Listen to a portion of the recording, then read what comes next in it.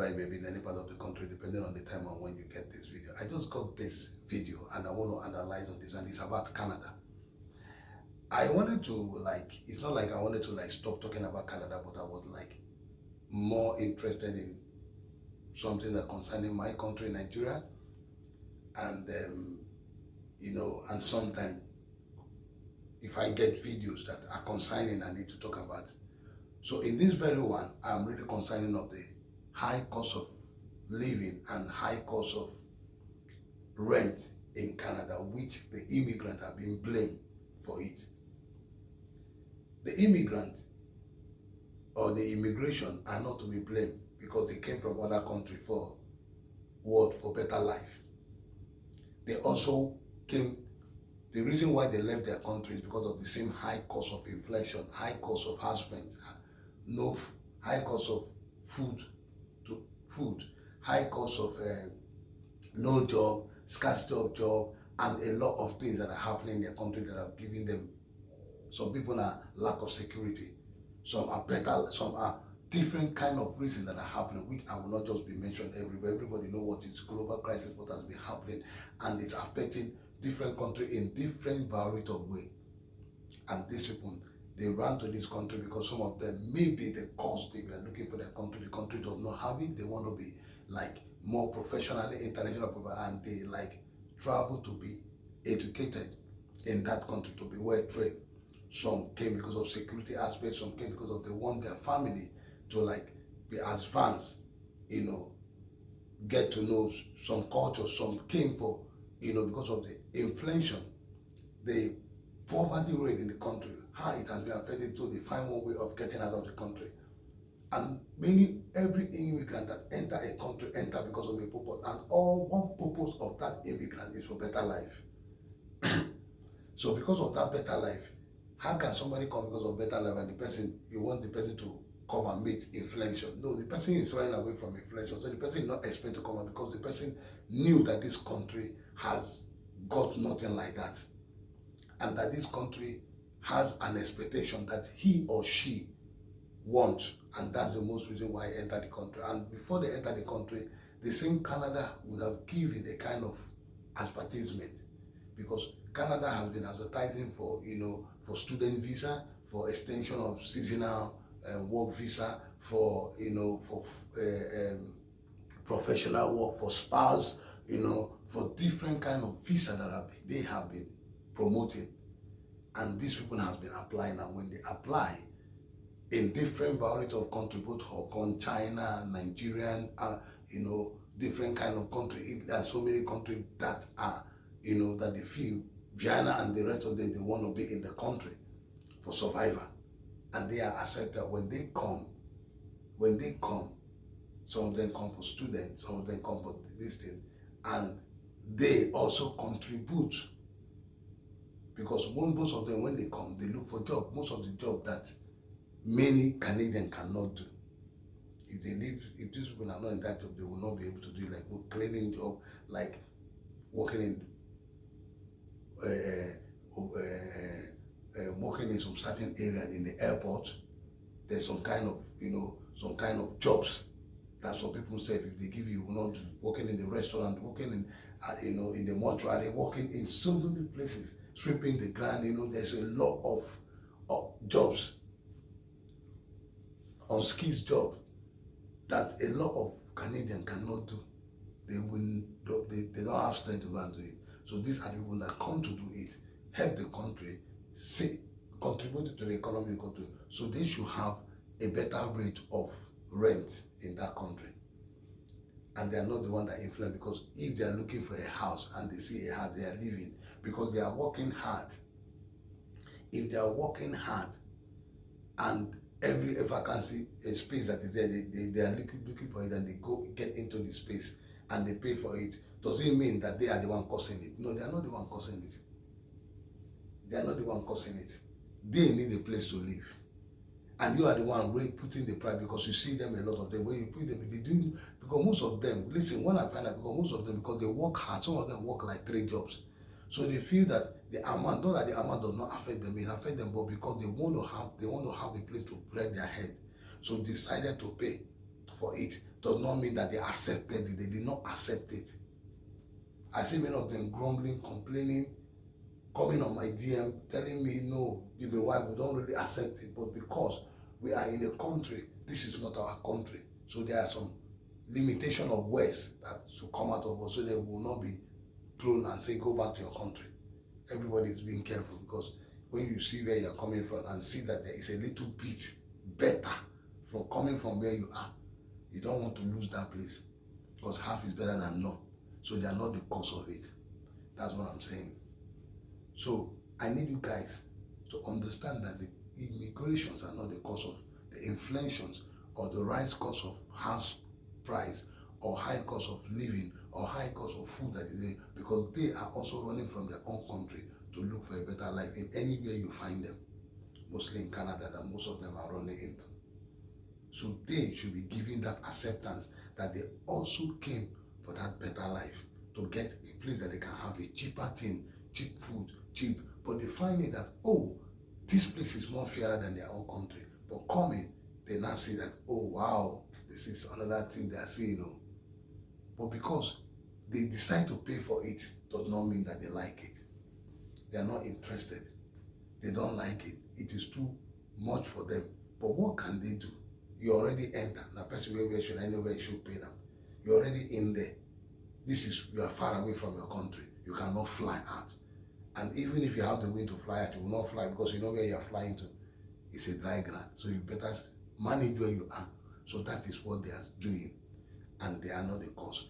People of Canada, they not come and say, oh, when they bring this house, they pay. They do this one, they pay. They do this, they pay. Whatever thing they bring, they pay.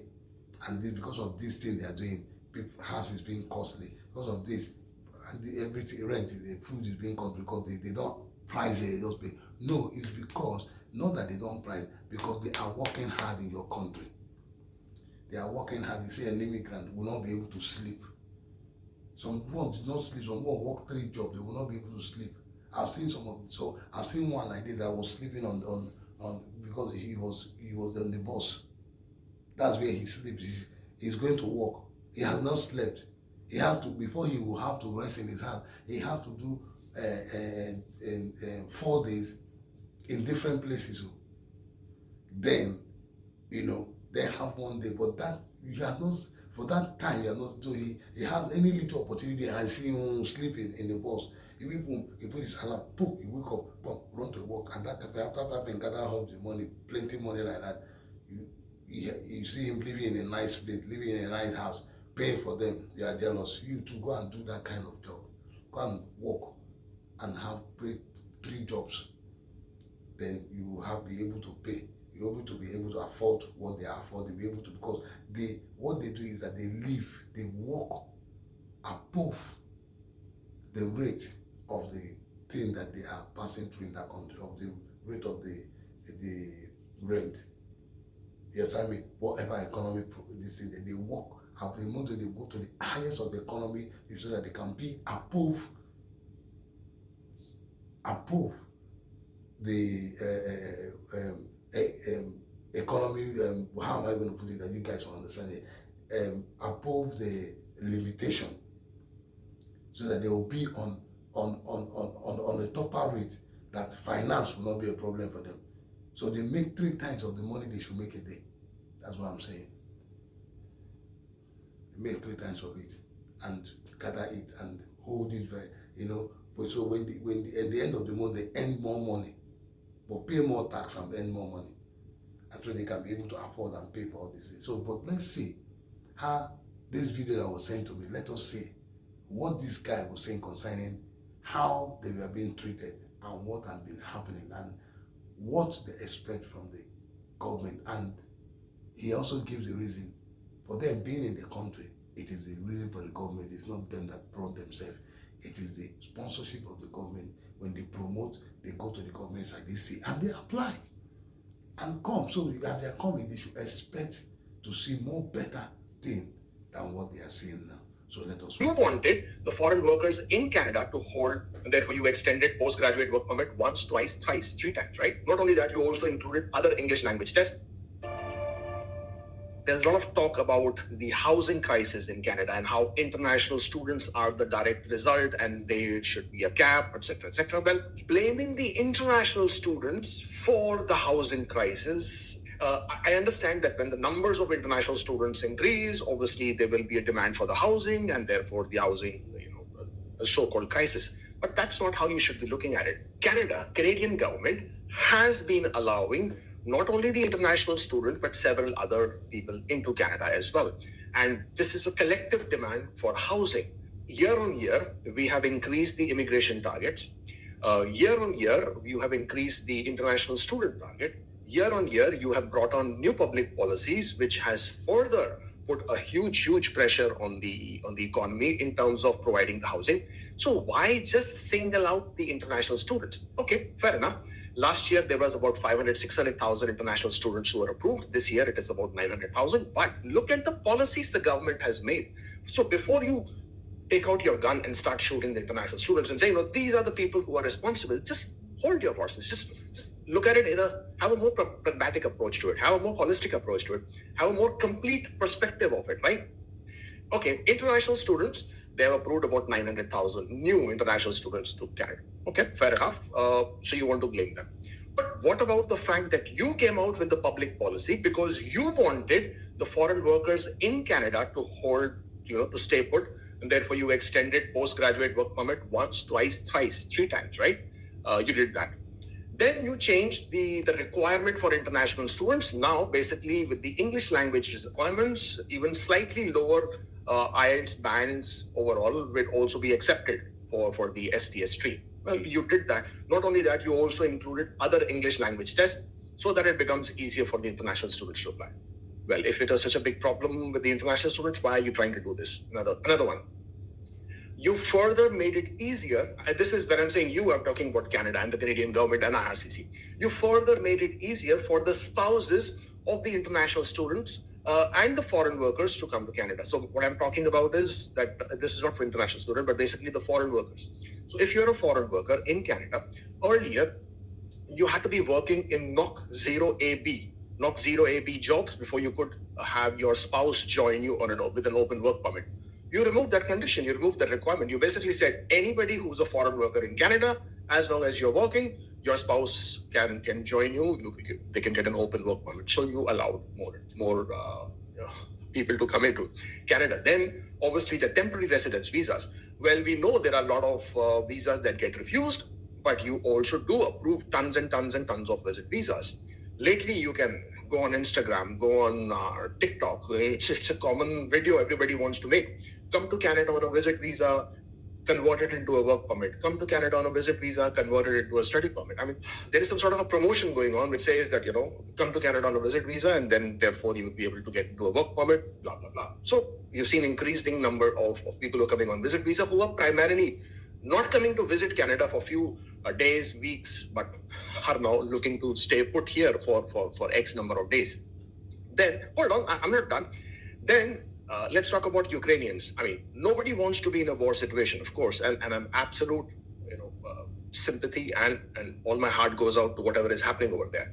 But we're talking about the numbers here, so let's stay practical. I'm not going to go into the human emotional thing about who you allow, who you do not allow, but purely on the numbers. More than 1 million Ukrainians applied for visas to Canada. Okay, approximately 800,000 plus. I think it is now closer to 900,000, probably million now, have been approved. I do not know the exact numbers who have already arrived in Canada, but if so many have been approved, you will see a lot of them coming into Canada. Anyways, Hong Kong, when the problems were happening in Hong Kong, of course, a lot of people from Hong Kong were allowed to come into Canada. They were allowed to obtain work permits. They were allowed to obtain permanent resident pathway. Those numbers also got added. We have people who were running away from war and persecution in Afghanistan. You had 40,000 of those people coming in. Not only that, you have an ongoing influx of refugees. You have an ongoing influx of people who are seeking asylum, who are seeking protection. Those numbers also keep coming up, right? If you count the number of people that you have now, and of course, there was a recent report which said that the way IRCC is counting its numbers, or the way ESDC is counting its numbers, Stats Canada is counting its number, it's way off by almost 1 million. So when they did the population census counting, they forgot, or somehow they managed to mess it up, that they counted more than 1 million people less, which basically means Canada's population is not 40 million, but more than 40 million, probably 41. And I would say close to 42, if you want to count it in that manner. So with that, with all these big numbers that are looming on the horizon, you still want to target international students? So I am not saying that the international students and large increasing numbers are not directly contributing to this, but why target only them? That's what my problem. My problem is not with the understanding of the numbers. My problem is why target only one specific. And they obviously, there is a talk that they want to cap the international students. They do not want, they want to restrict the number of international students. Do you think that's really going to happen? It's a $26 billion industry. The education institutions in Canada over here are getting direct benefit from the international students coming into Canada. Mind you, international students coming into Canada also feed the labor market. Right now, the basic entry-level jobs, majority of them are being done by the international students who are either working part-time or in a lot of cases, as you and I know, working cash jobs or working more than the 20 hours that they're allowed to work. In addition to that, because international students are here, they obviously also feed the economy. They are bringing money. At the end of the day, they're coming here, they are working here, they're doing the jobs that nobody else wants to do. They're obviously paying the taxes while they're working. Of course, if they're making money, they have to pay the taxes as well. They are also, in all different ways, feeding the economy. How can you ignore that factor as well? You remove this 900,000 plus people, you remove these 1 million people away, and see how badly the economy gets impacted. The colleges, the institutions, the universities are making more money out of the international students that they can ever make from the domestic students. On the contrary, if you have read the reports, Ontario, which also is supposed to provide funding to the colleges and universities, actually scaled back on the amount of funding that they provide because the international students were coming and they were paying for all the amount of money that the colleges and universities needed. Ontario didn't have to fund, or actually the funding amount was reduced drastically. So with all that, and the governments being aware, and the provincial governments and the federal government being aware, you really think they're going to do anything about it? So at the end of the day, why bring out all this hatred? Why bring